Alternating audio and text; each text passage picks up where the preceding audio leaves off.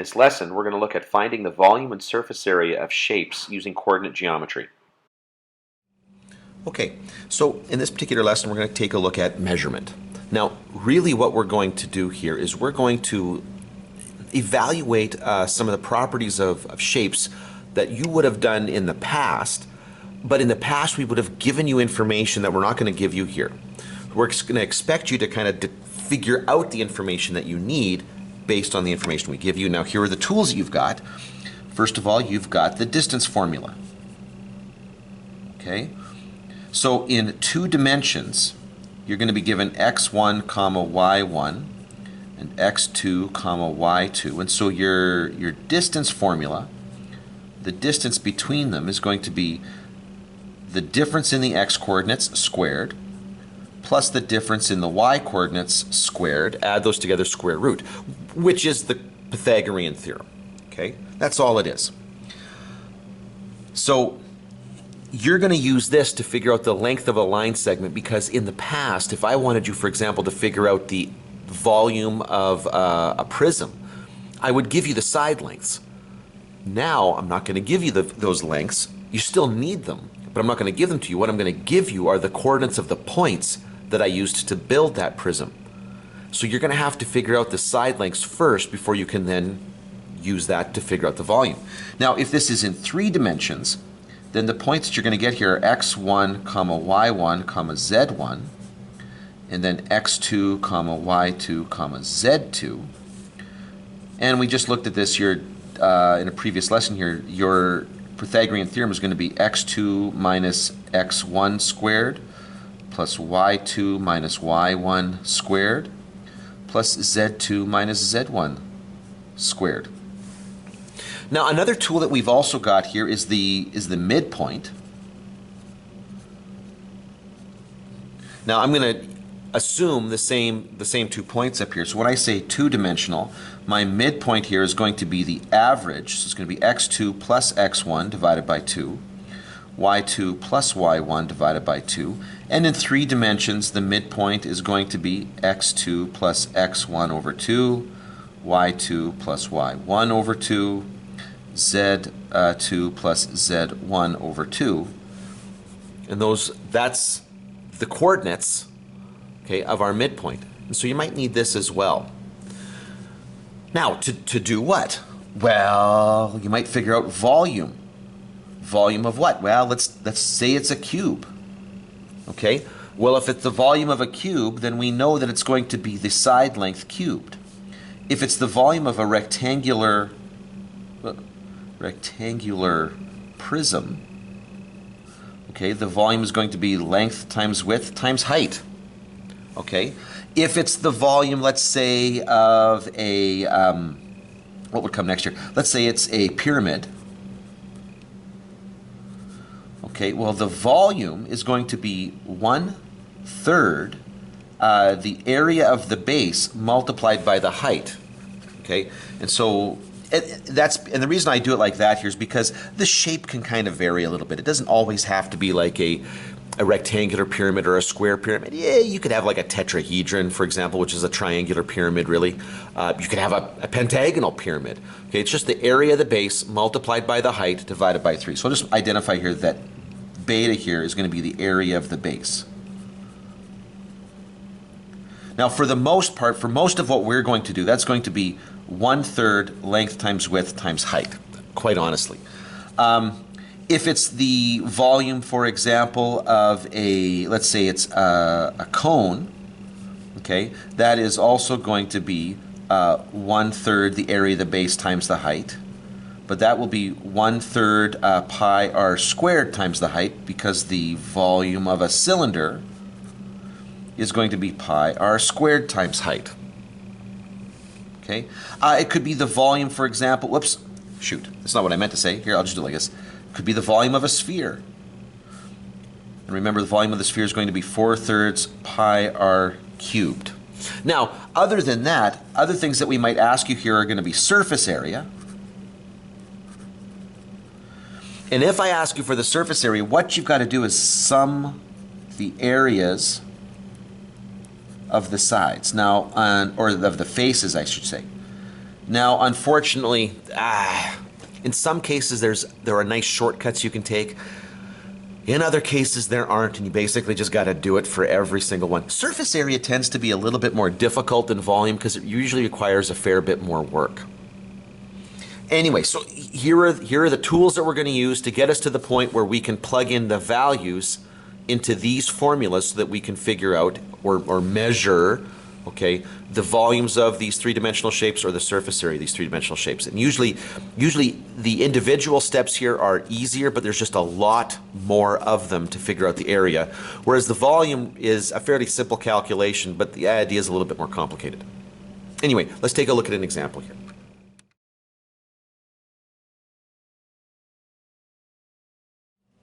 Okay, so let's take a look at this example right here. It says, suppose a square pyramid has base coordinates, so 0, 0, 0, and then A is 6, 0, 0, B is 6, 6, 0, and C is 0, 6, 0, and the apex of the pyramid is up here at 3, 3, 8. Okay, so the first thing we want to do here is find the volume of the pyramid.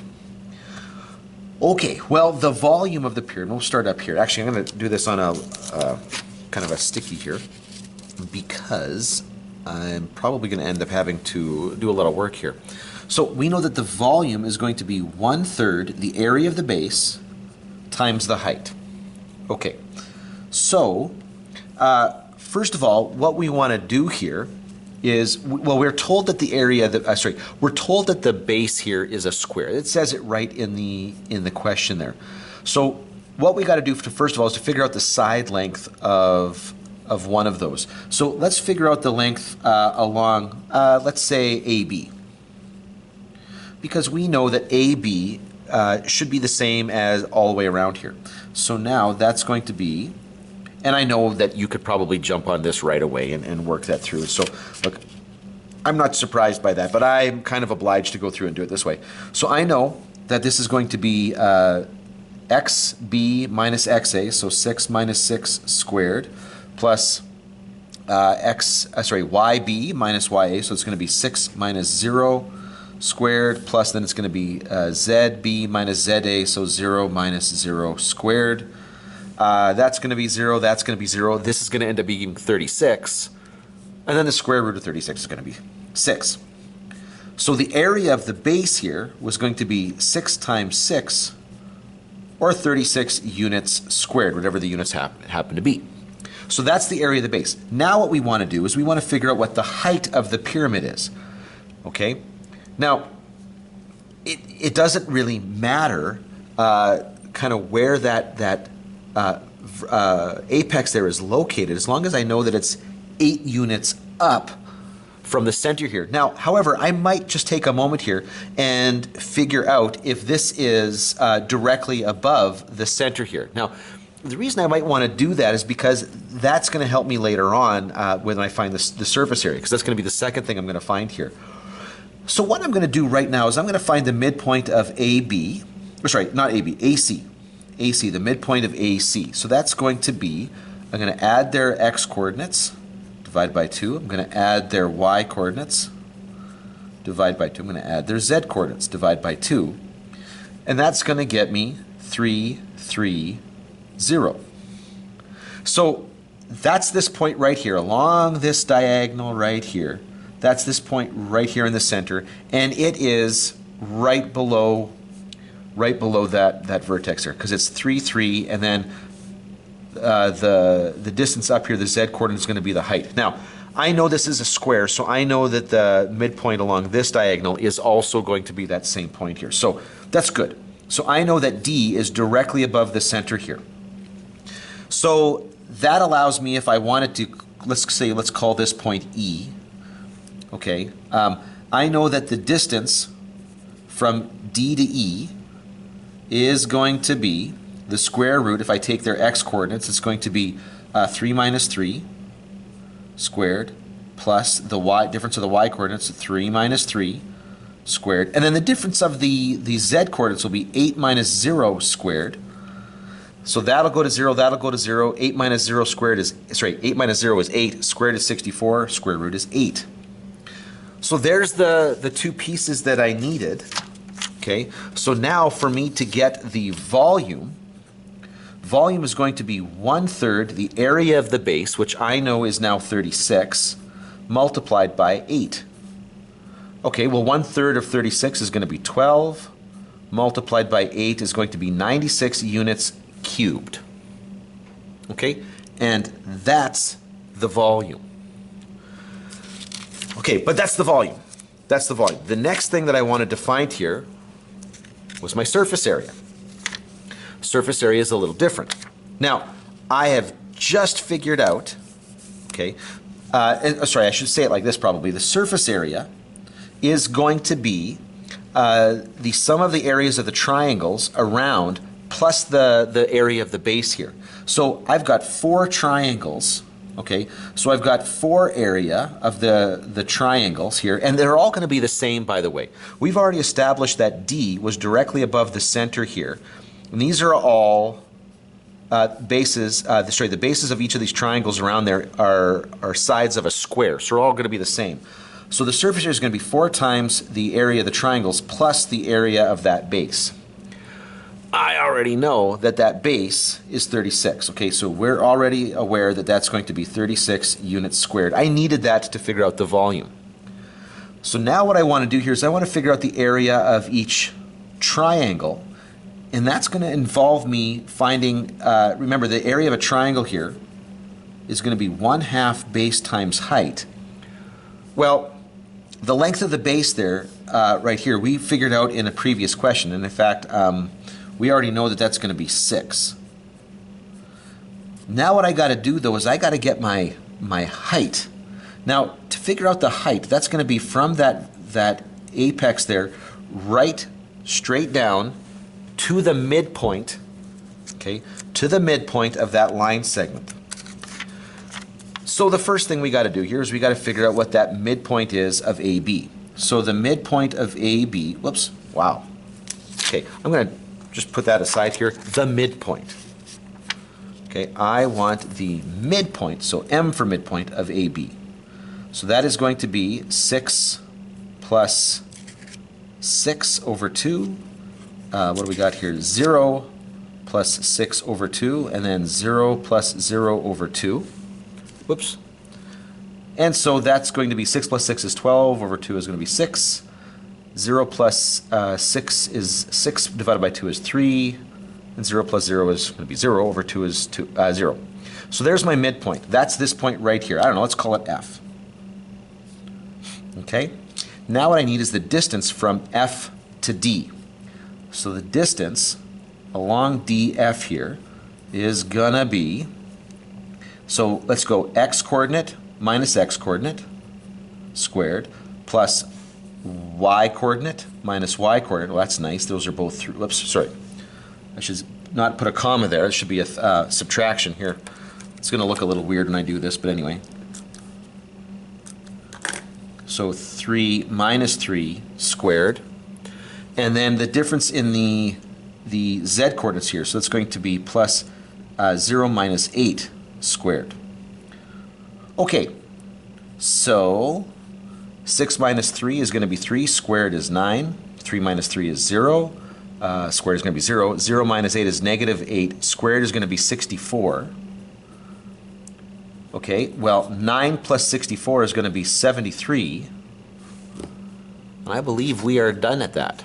Okay, 73. So now the area, the total area that I'm looking for here, okay, let's say total, is going to be 4 times the area of those triangles, which is going to be 1/2 a base of 6 multiplied by the square root of 73 plus the area of the base, which we've already evaluated at 36. Okay, let's just multiply that through. 1/2 of 4 is 2 times 6 is 12. Root 73 plus 36. This is going to be units squared. Now, depending on how the question is asked, I mean, maybe you have to figure out what that is as a decimal. So I've just got my calculator over here. I'm going to enter that in. 12 root 73 plus 36. And we get that this is approximately 138.5 units squared. That's basically what we mean when we start talking about evaluating or measuring the volume and the surface area of these things, but when we just give you the coordinates. Okay, let's take a look at another problem here. It says consider the triangular prism shown below. So you can see some of the points here. So A is 0, 0, 3. Right here, this point's going to be 0, 0, 0. That's the origin. B is 0, 4, 0. And then out here, C is going to be negative 7, 0, 0. Okay, so we've got our x-axis is going to be this one right here. Sorry, our y-axis is this one right here, and our z-axis is this one right here. So state the coordinates of D and E. Okay, let's just take a quick look here. So this is my x-axis. Okay, so if you take a quick look here at C is at negative 7. So and both D and E, and actually maybe we'll do it like this. Both D and E are in the same amount in the x direction here. So they're both going to be negative 7 x there. Okay. D and A are both on the same line. Like if I take a look along this axis right here, so their y coordinates are going to be the same, and so they're both going to be 0. Whereas down here, B and E are going to share the same y coordinate, and B and E both would therefore share a y coordinate of 4. Now we're going to look vertically here. D is also going to share the same vertical coordinate as A, so this is going to be 3. And down here, B is also going to share the same vertical coordinate as E, and so in that case, that's going to be 0. So those are the two coordinates, or the 3 coordinates of D and E here. So now the next question here says, find the length of AB. Okay, so AB is this value right here. So DAB is going to be the square root of, well, it'll be the difference of the x coordinates, so 0 minus 0 squared plus, okay, the difference in the y coordinates, 4 minus 0 squared, plus the difference in the z coordinates, 0 minus 3 squared. Now, it probably won't take you too much to realize that this is an example of a special triangle, okay? This is one of the Pythagorean triplets, so this distance right here is 3, this distance right here is 4. That automatically makes that hypotenuse 5. Okay, but you'll see that confirmed if you evaluate that right there, because you'll end up with 16 and 9 there, put together is 25. Now, find the volume of the prism. Well, the volume of the prism, okay, is going to be the area of the base times the height. Now, in this case, because it's a triangular based prism, it's going to be the area of the triangle multiplied by the length here. So what we need to do here is we need to figure out the dimensions of the triangle here. So I need to figure out the length and the width. Now, I'm going to walk through this, and I'm going to do the work here, even though I know some of you are going to look at it and say, but you can just count it out. I know. Forgive me. Here I go. So if I want to get the height of this triangle right here, okay, so let's maybe call this the length and the width of the triangle, because I don't want to get it confused with the h here. So let's call this L, we'll call this W here. So the length of my triangle is going to be the distance. Okay, whoops. No, that's fine, I'll do it like that. The length is going to be the distance from A to the origin. So that's going to be the difference in the x coordinates squared plus the difference in the y coordinates squared plus the difference in the z coordinates. And after you evaluate that and you get through all the messy zeros there, you're going to get that the answer is 3. No big surprise. W, the width is going to be the distance from B to the origin. That is going to be the difference in the x coordinates plus the difference in the y coordinates plus the difference in the z coordinates. And then when you evaluate that, no big surprise there, you're getting 4. So what that tells me is that the area of the base, because it's a triangle, is going to be 1/2 of the length times the width. So 1/2 of 12 is going to be 6 units squared. Okay? Now, I still don't know the depth of it, the height. Well, the height is going to be the distance from C to the origin. And I know, you can see that. You can read that off here. But my height is going to be the distance from C to the origin. So that's going to be the difference in the x-coordinates. So it's going to be 0 minus -7 plus the difference in the y-coordinate squared plus the difference in the z-coordinate squared. And again, it doesn't take long before you realize that that answer is going to be 7. So my volume, which was base times height, is going to be 6 by 7, or 42 units cubed in this case. All right. Well, now the next question is going to be find the surface area of the prism. Well, actually, at this point here, I've done a lot of the work. I'm already fairly good to go here because I already know, for example, the length along my hypotenuse. We just figured out that was up here. That's 5. So the surface area, okay, is going to be the base. It's going to be the area of the base plus, now by the base here, in this particular case here, let's say I'm going to be talking about the bottom one here. So the origin to BEC here, okay, plus the two triangular sides here. So the triangles, and there's going to be 2 of them, and they're going to be identical, okay, plus, I don't know, the back side, okay, the vertical edge, so it's going to be the area of the vertical, plus the area of this rectangular shape right here that's along the hypotenuse of that triangle. So let's say that's the area of the hypotenuse part of that, okay, the rectangle. So here we go. So I know that the width and the height here, the area of the base is going to be 4 times 7. I have got 2 triangles, each going to be 1/2 multiplied by the base, which is 4, times the height, which is 3. This rectangle back here, this vertical one, is going to be 3 tall and 7 deep. So that'll be 3 times 7. And then this rectangle right here, we know that this is going to be 5, and we've already established that this is 7. So it'll be 5 times 7. Sorry, you can't see that multiplication here. So here we go, 28 plus, well, the 2 and the 1/2 you're going to cancel here. We're going to be left with 12, sorry, 4 times 3, which is 12, plus 21 plus 35. Okay, well, I like doing these things in pieces here, and I'm kind of lazy here. So I've got, well, 28 and 12 is going to be what, 40? Okay, just double check. Yeah, 40. 21 and 35 is going to be 56. So put those all together, and we're going to get 96 units squared. And there's your surface area. Okay, let's take a look at one more question here. It says the points P, -201, and Q, -6, -9, are the endpoints of the diameter of a sphere. We want to determine the coordinates of the center of the sphere and then its volume and surface area. Okay, well, the center of the sphere is just simply going to be the midpoint of the diameter. So that this is going to be the midpoint of PQ, and that is going to be the average,